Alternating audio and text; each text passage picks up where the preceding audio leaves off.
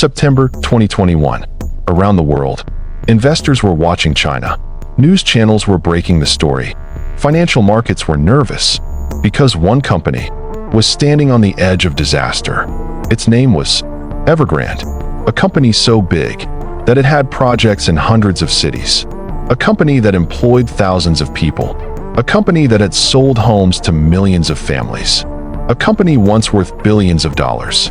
But now, it had a problem, a massive problem. Its debt had reached $300 billion. Think about that number, $300 billion, an amount larger than the economies of some countries, a number so enormous that people feared its collapse could shake the global economy.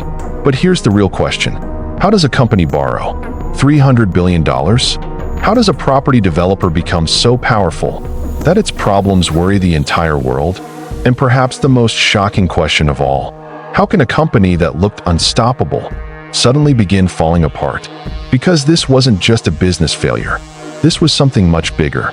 Millions of unfinished apartments, families waiting for homes they had already paid for, construction workers demanding salaries, suppliers waiting for money, banks exposed to enormous risks, investors watching billions disappear, entire cities filled with projects that suddenly stopped. The dream was turning into a nightmare, and at the center of it all was one man, a man who grew up in poverty, a man who built one of China's biggest corporate empires, a man who became one of the richest people in Asia. His name was Hui Ka-yen. People called him a visionary, a genius, a symbol of modern China's success. For years, everything he touched seemed to turn into gold. Luxury homes, football clubs, electric cars, theme parks, private jets, billion-dollar investments. He had everything, or so it seemed, because sometimes the biggest empires hide the biggest risks. Sometimes success can be built on a dangerous foundation, and sometimes the higher an empire rises, the harder it falls. This is not just the story of a company. This is the story of ambition, debt, greed, and one of the largest corporate collapses in modern history. This is the story of Evergrande, the $300 billion real estate empire that shook China and terrified the world. To understand how one company accumulated more than $300 billion in debt, we need to go back several decades, back to a very different China, a China that was changing faster than almost any country in modern history. In the late 20th century, China was transforming. Factories were opening everywhere. Cities were expanding. Roads were being built. New businesses were emerging, and millions of people were leaving villages and moving into cities. It was one of the largest migrations in human history. Every day, thousands of families arrived in growing cities, and they all needed the same thing: a place to live, an apartment, a home. Demand exploded. Construction cranes appeared everywhere. Skyscrapers began rising across the country. Entire neighborhoods were built from nothing. Some cities seemed to grow overnight. China wasn't simply building homes. It was building a new future. And then, something remarkable happened. Property became more than shelter. For millions of Chinese families, real estate became an investment, a status symbol, a retirement plan, and for many people, the safest way to build wealth. Parents saved money for years to help their children buy apartments. Young professionals worked tirelessly, dreaming of home ownership. Investors bought properties, believing prices would continue rising forever. Everyone wanted real estate, and where there is enormous demand, there is enormous opportunity. One man saw that opportunity better than almost anyone else. His name was Hui Ka-yen. Years later, he would become one of the richest men in China. He would own private jets, led one of the world's biggest property companies, and build a business empire stretching across hundreds of cities. But his story didn't begin with wealth. It began with hardship. Hui Ka-yen was born in 1958. His early life was far from luxurious. China was still developing. Resources were limited. Opportunities were scarce. And his family lived a modest life. Nothing about his childhood suggested that one day, he would become one of the richest men in Asia. Like millions of young people in China, he wanted a better future. He studied hard, worked tirelessly, and eventually graduated from university. After graduation, He found work in manufacturing. For years, he lived an ordinary life. But ordinary wasn't enough for him. He wanted more, much more. Then, China's economy began changing. Private businesses were emerging, cities were expanding, and the property market was starting to boom. Hui Ka-yin saw something others were only beginning to notice. China wasn't just building buildings. China was building cities. And cities needed homes. Millions of homes. In 1996, at the age of 38, he made a life-changing decision. He founded a small property company in Guangzhou. Its name was Evergrande. At first, the company had limited resources, limited experience, and powerful competitors. Success was far from guaranteed. But Hui Ka-yin had something valuable, an extraordinary appetite for growth. The strategy seemed simple. Buy land, build apartments, sell them quickly, take the profits, and start again, and again. The timing couldn't have been better. China's urban population kept growing. Property demand kept increasing. Prices kept rising. Every successful project generated more confidence, and confidence generated bigger ambitions. Evergrande completed one project, then another, then another. The company expanded into new cities, acquired more land, built more apartments, and sold more homes. Year after year, the business grew bigger and bigger. To investors, Evergrande looked unstoppable. To customers, it looked trustworthy. To banks, it looked successful. And to Hui Ka-yin, it looked like the beginning of an empire. The company expanded aggressively, not into 10 cities, not into 50 cities, but eventually into hundreds of cities across China. Construction cranes became part of Evergrande's identity. Apartment towers rose everywhere. The company seemed to be building an entire nation. Revenue exploded. Projects multiplied. Employees increased. And suddenly, Evergrande wasn't simply another property developer. It had become one of China's largest real estate companies. Then came something even more extraordinary. The company's founder became incredibly wealthy. Newspapers celebrated his success. Business magazines praised his vision. Many people saw him as the perfect example of modern China's economic miracle. A man who had risen from humble beginnings to unimaginable wealth. And Hui Ka-yin embraced success. He lived an increasingly luxurious lifestyle. Private jets, expensive properties, exclusive events. He became one of the most recognizable businessmen in China. To many people, he represented ambition, success, and limitless possibilities. But behind the spectacular growth, a dangerous idea was quietly taking shape. Because Evergrande didn't just want to build apartments. It wanted to build an empire. And empires require enormous amounts of money. At first, nobody seemed worried. The economy was booming. Property prices kept rising. Customers kept buying. Banks kept lending. Everything looked perfect. But sometimes, the most dangerous business strategy is the one that appears to be working perfectly. Because hidden beneath Evergrande's success was something growing even faster than the company itself. Debt. Huge amounts of debt. And one day, that debt would reach nearly $300 billion, a number so large that it would terrify financial markets around the world. And by then, it would already be too late. By the early 2000s, Evergrande was growing rapidly. Projects were selling. Profits were rising. Cities were expanding. Everything looked perfect. But behind the impressive buildings, a dangerous strategy was quietly taking shape. A strategy built on one thing: borrowed money. Evergrande needed money for everything. To buy land, to start new projects, to enter new cities, to hire workers, to expand faster than competitors. And the company had found an answer: borrow, then borrow again, and then borrow even more. At first, the strategy worked beautifully. Banks were willing to lend. Investors were willing to invest. Property prices kept rising. Every new apartment seemed to generate more profits. And every success created even bigger ambitions. Evergrande wasn't satisfied with being successful. It wanted to become enormous. It wanted to be everywhere. Every province, every major city, every growing market. The company was moving at extraordinary speed. Think about this. Most developers complete one project and then begin another. Evergrande often started dozens of projects at the same time, sometimes hundreds. Construction sites appeared everywhere. Apartment towers rose across China. The company looked unstoppable, but rapid growth comes with a cost, and that cost was debt, a lot of debt, to keep expanding. Evergrande borrowed from banks, then borrowed from trust companies, then issued bonds, then borrowed from suppliers, then collected advance payments from homebuyers. Money was coming from everywhere, and almost all of it needed to be repaid. Yet nobody seemed worried, because China's property market looked unstoppable. Property prices kept rising, demand remained strong, and everyone believed one thing: real estate could never fail. The company became bigger, its founder became richer, and confidence turned into something dangerous. Overconfidence. Hui Kai started thinking even bigger. Real estate wasn't enough. He wanted to build a corporate empire, an empire with businesses everywhere. Evergrande invested in electric vehicles.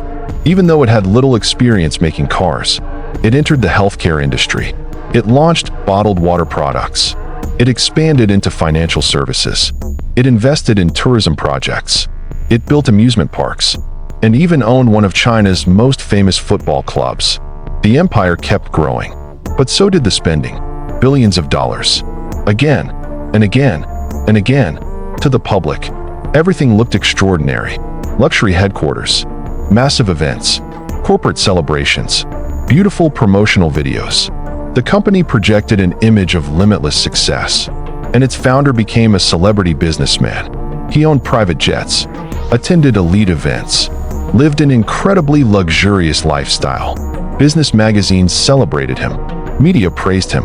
Investors admired him. For many people, he had become the face of modern Chinese success. But behind the luxury, the company needed something desperately. Cash. More cash. Every day, because debt creates pressure. Loans need payments. Interest keeps growing. Projects require funding. Construction never stops. Expansion never stops. And eventually, borrowing itself becomes a business model. Yet the warning signs were already there. Some analysts became uncomfortable. The company was borrowing aggressively. Its balance sheet was becoming increasingly complex. Its obligations were growing rapidly. But during a boom, warnings are easy to ignore, because success creates confidence. Confidence creates optimism, and optimism often hides risk. Banks kept lending. Investors kept investing. Customers kept buying apartments. Suppliers kept working. Everyone believed the company would continue growing forever. After all, how could one of China's largest developers fail? But the numbers were becoming extraordinary. Debt kept increasing. Billions, then tens of billions, then hundreds of billions. The company had become one of the most heavily indebted businesses on Earth. Yet remarkably, construction continued. Projects continued. Expansion continued. The empire looked stronger than ever. Then came another dangerous problem. Many apartments had been sold before they were completed. Families paid deposits. Some paid their life savings. Others borrowed money from banks. Millions of people trusted Evergrande. They believed their homes would be finished. And why wouldn't they? The company looked powerful, successful, stable, but hidden beneath the success, the financial pressure was growing, and growing rapidly. Every new project required money. Every loan increased obligations. Every expansion created additional risks. The empire was becoming enormous, but it was also becoming fragile, extremely fragile. Think of it like building the world's tallest tower. Every new floor makes it look more impressive, but every new floor also increases pressure on the foundation. And if the foundation becomes weak, everything above it becomes vulnerable. Evergrande's foundation was debt, an extraordinary amount of debt, and that number was still growing towards something almost unimaginable, nearly $300 billion, a number so large that it would eventually worry governments, terrify investors, and threaten millions of ordinary people. But in those years, very few people understood the danger. The empire still looked magnificent, the founder still looked brilliant, and the future still looked bright. Yet somewhere beneath the celebrations, the clock was ticking, and one day, the money would start running out. When that happened, the world's most indebted property developer would begin collapsing. and the consequences would shock China and capture the attention of the entire world. For years, Evergrande had one superpower. It could always find more money. Need cash. Borrow more. Need land. Borrow more. Need to finish projects. Borrow more. Need to pay old debts. Borrow even more. The system kept working until one day, it didn't. By 2020, China's leaders had become worried. Property prices were soaring. Developers were borrowing enormous amounts of money. Debt was spreading everywhere. The government saw danger. Because history had taught an important lesson. Debt-fueled booms do not last forever. Eventually, they collapse. China decided to act. New regulations were introduced. The property industry suddenly faced restrictions. Developers could no longer borrow endlessly. Financial discipline was now required. And for Evergrande, this was a disaster. Because the company had built its empire on one assumption: there would always be more money. Now, that money was becoming difficult to find. At first, the warning signs were subtle. Projects slowed. Payments became difficult. Suppliers complained. Some contractors said they were not being paid on time. Inside the company, pressure was rising. Rapidly, executives searched desperately for solutions. They sold assets, negotiated with creditors, looked for new investors, tried to raise cash, but the hole was enormous. Too enormous. Remember, this wasn't a company carrying a few $billion in debt. This was a company approaching $300 billion in liabilities. The number was almost impossible to comprehend. And suddenly, everyone wanted their money back. Banks became nervous. Bond investors became nervous. Suppliers became nervous. Markets became nervous. And when confidence disappears, panic usually follows. Then, the crisis became public. News reports started appearing. Financial analysts sounded alarms. International investors began paying attention. Questions flooded the market. Could Evergrande survive? Would it default?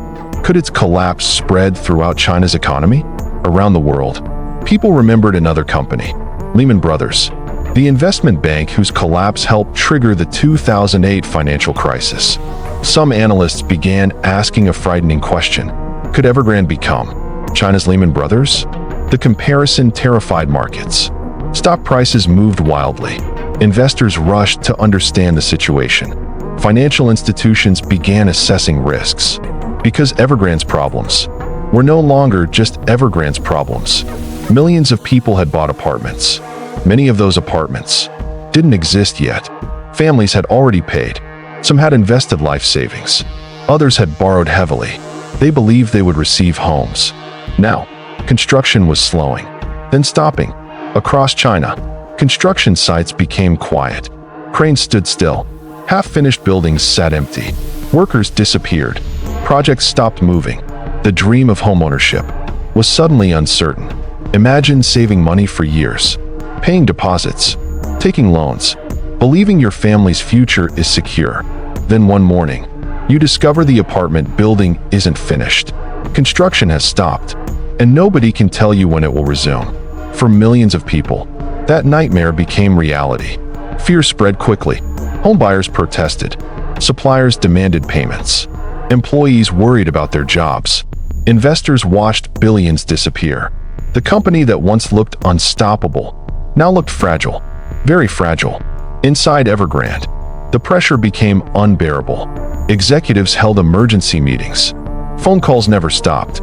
Negotiations happened everywhere. Every decision suddenly felt enormous. Because this wasn't merely a company fighting for survival. This was an empire, beginning to collapse. Meanwhile, its founder, Hui Ka-yen, faced the biggest crisis of his career. For years, he had been celebrated, admired, respected. Now, people wanted answers. How did this happen? How did one of China's greatest business success stories become one of its biggest financial disasters?